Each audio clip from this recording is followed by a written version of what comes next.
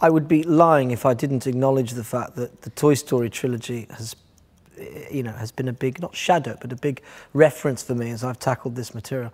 For me, I think, this is open to debate, but I would say, having watched with my children the Toy Story trilogy quite a lot, I would say it's arguably the best trilogy of films that's ever been made.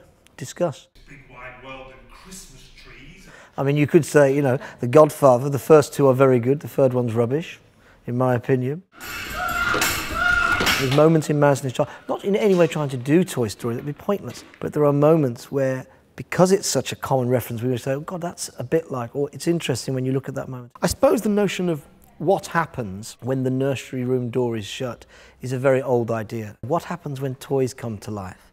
It taps into somewhere in our subconscious, the Nutcracker, and it goes way back, this notion of what happens when we're not there? What do they talk about? What life do they have? But it has all the brutality of, say, something like Watership Down.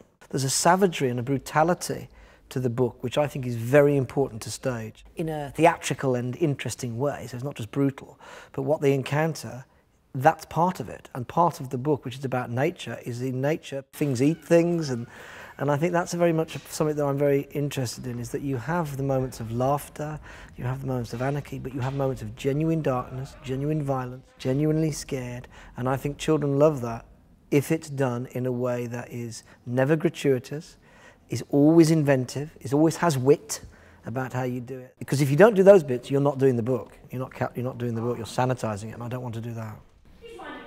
Quite right, little Mercy. I am just, as you say, winding you up. I remember reading an interview with the guy who set up Pixar Films, the animation studio, and they asked him, what's your target audience for your movies? And he said, anybody who breathes.